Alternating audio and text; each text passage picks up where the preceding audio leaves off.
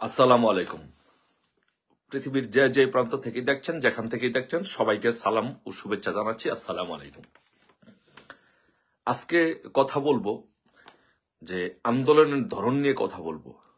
যে বাংলাদেশ থেকে যদি আমাদেরকে এই ইনুসকে হটাতে হয় এবং ইনুসকে যদি বিতাড়িত করতে হয়, বাংলাদেশকে যদি রক্ষা করতে হয়, তাহলে আমাদের আন্দোলনের ধরন ঠিক করতে হবে। কারণ আন্দোলনের ধরন বাংলাদেশকে, বাংলাদেশ আমাদেরকে রক্ষা করতে হবে।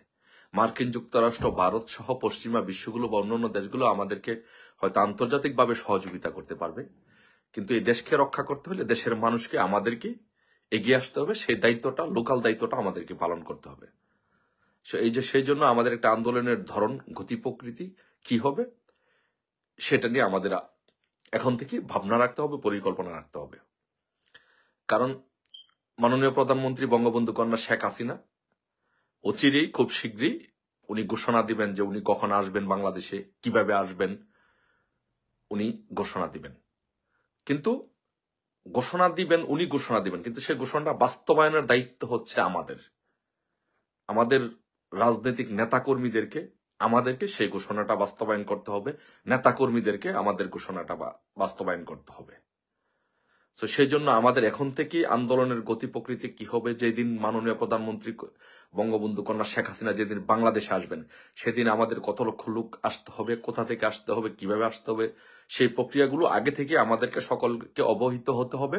এবং সেই প্ল্যান মোতাবেক যেন আমাদের আগে থেকেই কাজ করতে হবে। ব্রিটিশ স্ট্যান্ডার্ড বুঝেন, যে আগে থেকেই সবকিছু পরিকল্পনা মাফিক কাজ করতে হবে, আগে থেকে সবকিছু প্রস্তুতি নিয়ে রাখতে হবে। তো সেই জন্য আমি বলছি যে আপনারা যারা বঙ্গবন্ধু কন্যা, মাননীয় প্রধানমন্ত্রী বঙ্গবন্ধু কন্যা শেখ হাসিনাকে যারা প্রধানমন্ত্রী হিসাবে বাংলাদেশে দেখতে চান এবং উনি যেদিন আসবেন সেদিন আমাদের আন্দোলনের ধরন প্রকৃতিটা হবে এরকম যে, ধরেন আমাদের গোপালগঞ্জে 13 লক্ষ ভোটার আছে। গোপালগঞ্জে 13 লক্ষ ভোটার থেকে আমার সাথে গোপালগঞ্জের লোকজনের যে কথা হয়েছে, যারা প্রায় 10 লক্ষ লোক ঢাকায় আসতে পারবে। 13 লক্ষ থেকে 10 লক্ষ লোক মিনিমাম ওরা ঢাকা আসতে পারবে। এখন তাহলে একটা জেলা থেকে যদি 10 লক্ষ আসতে পারে, এটা আমরা রিজার্ভে রাখলাম। তারপর বাকি জেলাগুলো নিয়ে আমরা কথা বলি। যে আমাদের বাংলাদেশে প্রায় 1 কোটি অ্যাক্টিভ বাংলাদেশ আওয়ামী লীগের নেতাকর্মী আছে, যারা সরাসরি আওয়ামী লীগ, যুবলীগ, স্বেচ্ছাসেবক লীগ, কৃষক লীগ, যুব মহিলা লীগ সহ এই নেতাকর্মী, এই সংগঠনগুলোর সাথে জড়িত। এবং ইউনিয়ন, ওয়ার্ড থেকে নিয়ে জেলা, উপজেলা, নগর, মহানগর পর্যন্ত সবগুলো ইউনিটে প্রায় 1 কোটি অ্যাক্টিভ নেতাকর্মী আমাদের আছে।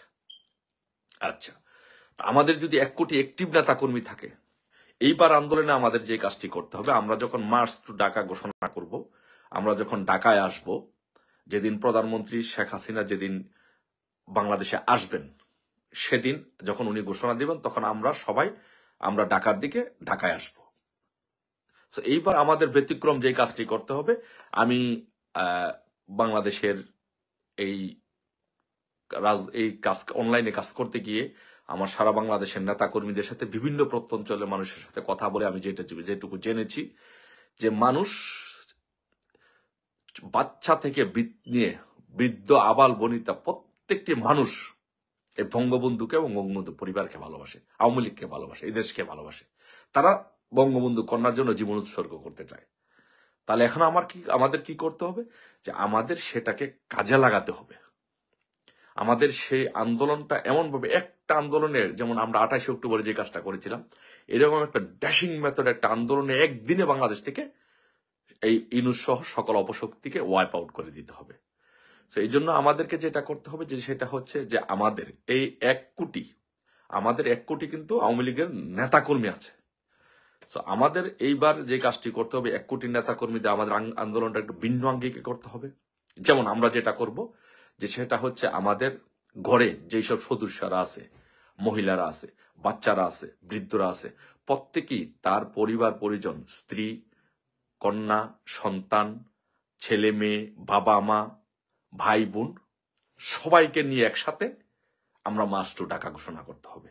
মানে সোজা কথা, এই আন্দোলনে যেন শিশু থাকে, এই আন্দোলনে যেন তরুণরা থাকে, এই আন্দোলনে যেন বৃদ্ধরা থাকে, মহিলারা থাকে, নারী থাকে, সকল শ্রেণীর মানুষের প্রেসার একটা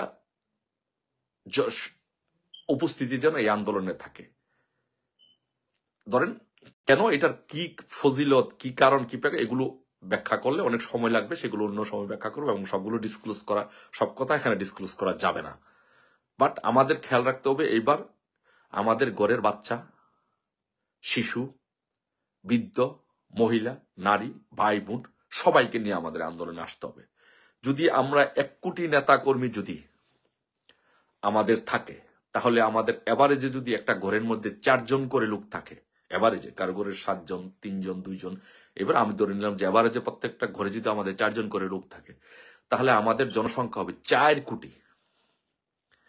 তাহলে একবার চিন্তা করে দেখেন যে 4 কোটি লোক যদি আমরা একসাথে ঢাকার দিকে রওনা দিই, আমরা ঢাকাতে যদি আসি শেখ হাসিনাকে রিসিভ করার জন্য, এই বিশ্বের মধ্যে, পুরো বিশ্বের মধ্যে ইতিহাস হয়ে যাবে। সেদিনই বাংলাদেশের প্রধানমন্ত্রী ঘোষণা হবে বঙ্গবন্ধু কন্যা শেখ হাসিনা।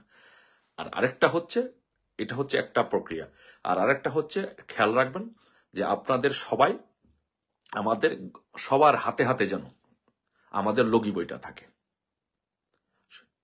আমরা নারী, পুরুষ, ছেলে, মেয়ে, বাচ্চা, বয়স্ক সবাই একসাথে আসব, প্লাস আমাদের সাথে সবার যেন আমাদের হাতে হাতে লগি বইটা থাকে। কোনো অপশক্তি যদি মাথাচাড়া দেওয়ার চেষ্টা করে বা বাধা দেওয়ার চেষ্টা করে, আমরা যেন সাথে সাথে তাদেরকে প্রতিহত করে আমাদের যে গন্তব্যস্থল ঢাকা এয়ারপোর্ট, আমাদের যে গন্তব্য ঢাকা, আমরা যেন সে ঢাকায় এসে আমরা যেন মাননীয় প্রধানমন্ত্রী বঙ্গবন্ধু কন্যা শেখ হাসিনাকে রিসিভ করতে পারি।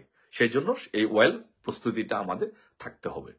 সো আন্দোলনের 2টা ওয়ে, একটা হচ্ছে আমাদের বাচ্চা, শিশু, ছেলে, মেয়ে, মহিলা, নারী, বৃদ্ধ সব শ্রেণীর মানুষ থাকবে, আর প্রত্যেকের হাতে হাতে লগি বইটা থাকবে।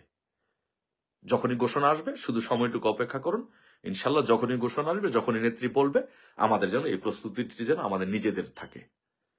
আন্তর্জাতিক বিশ্ব ইনশাল্লাহ আমাদের পক্ষে, লোকাল রাজনৈতিক অধিকারটা আমাদের আদায় করে নিতে হবে। সেই জন্য সবাই প্রস্তুতি থাকুন। বিজয়ের মিছিলে দেখা হবে ইনশাল্লাহ।